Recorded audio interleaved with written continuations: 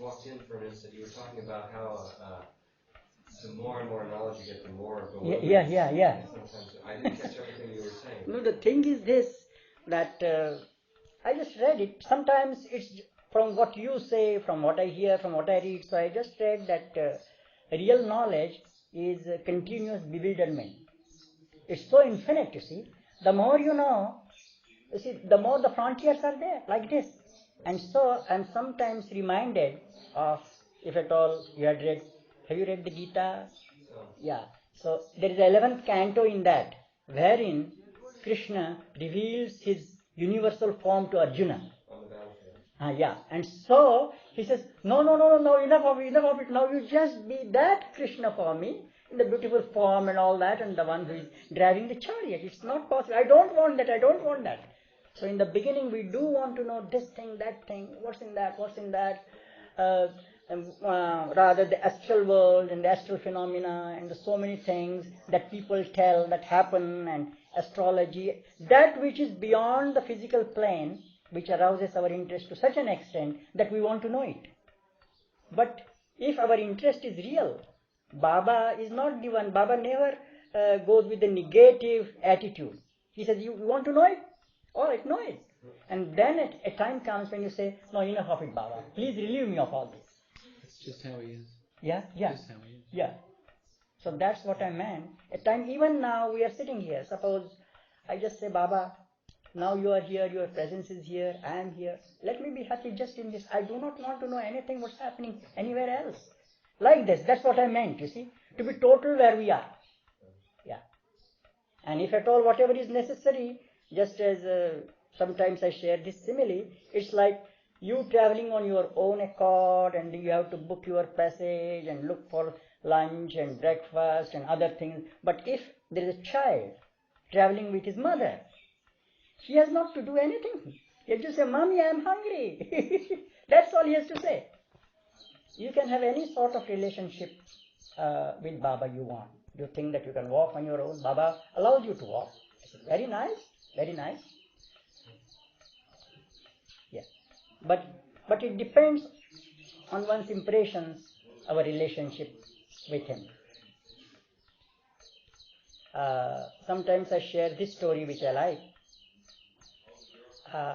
Just when we come to Baba, we come with a lot of questions, few problems, and some real thing that we want to know of and we don't know. So with me it was again, what about this? And still that is not solved. The problems that were there are not solved now. But now I said, Baba, now it's your business.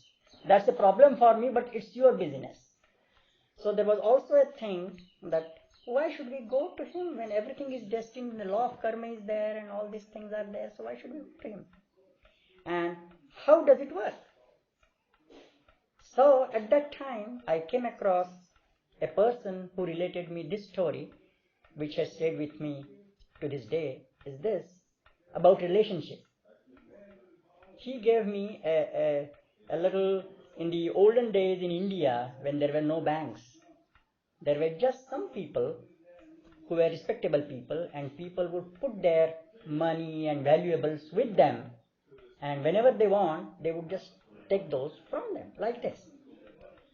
So now, whatever they had, whatever is in your saving account, you see, you will receive accordingly. If you have just $10,000, you won't be able to get more than that, whatever is in your account, like this. So in olden days, when they had the silver coins, so one person had kept about 300 silver coins with that man.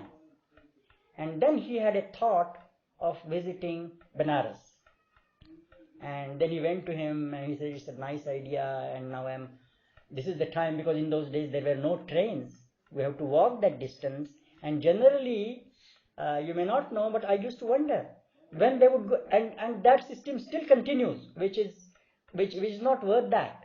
Because when you would go for the Himalayas, they would meet all their relatives and friends, and they would embrace, and the little ones would just bow down to them and all that, because they knew that once they go there, it may take a year for them to return, and most of them would die, because there was no such thing as as the conveniences as you find now in olden days. That's what I mean.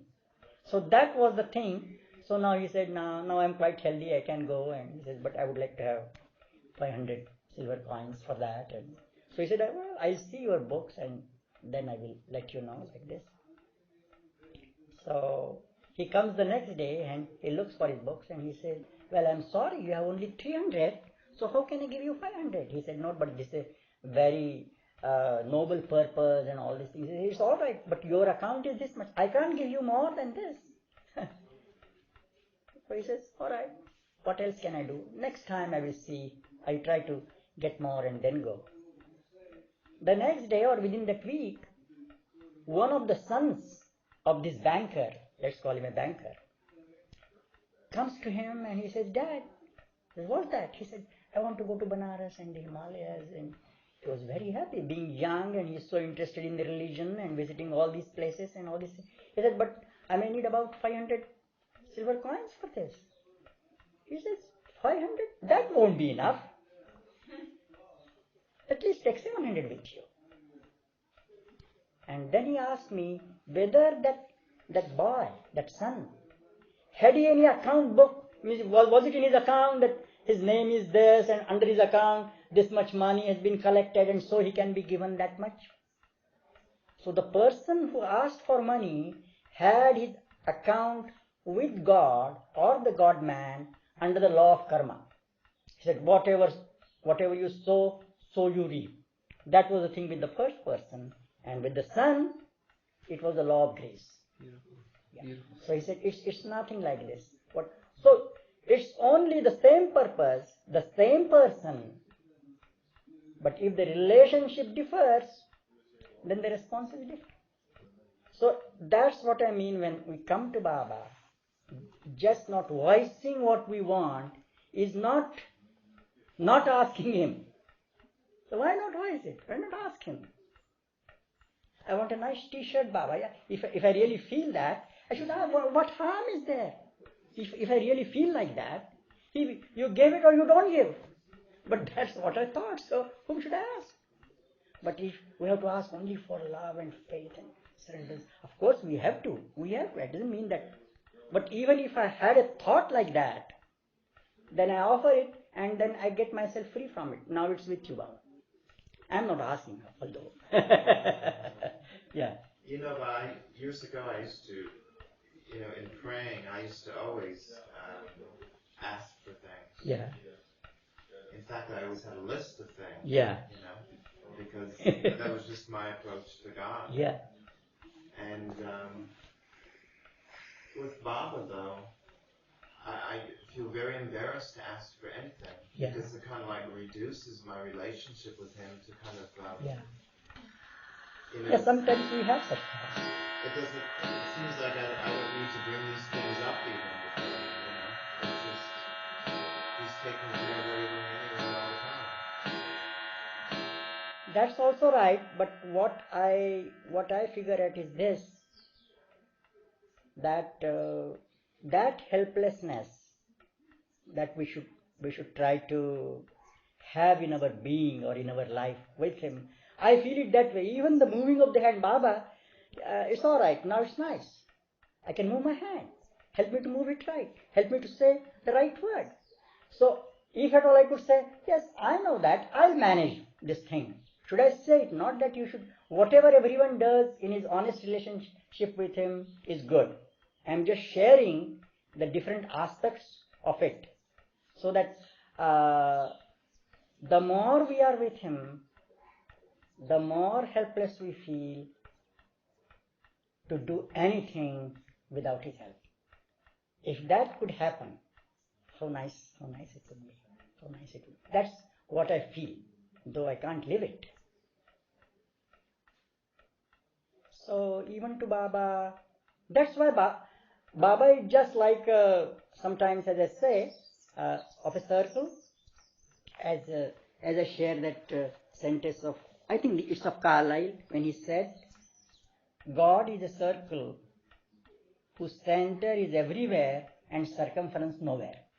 See, he is that circle. So his center is in our everything that we ask for everything that we crave, consciously or unconsciously. He is there.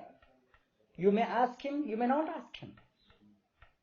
So there could be so many ways of approaching him. Again, coming to the circle was like this.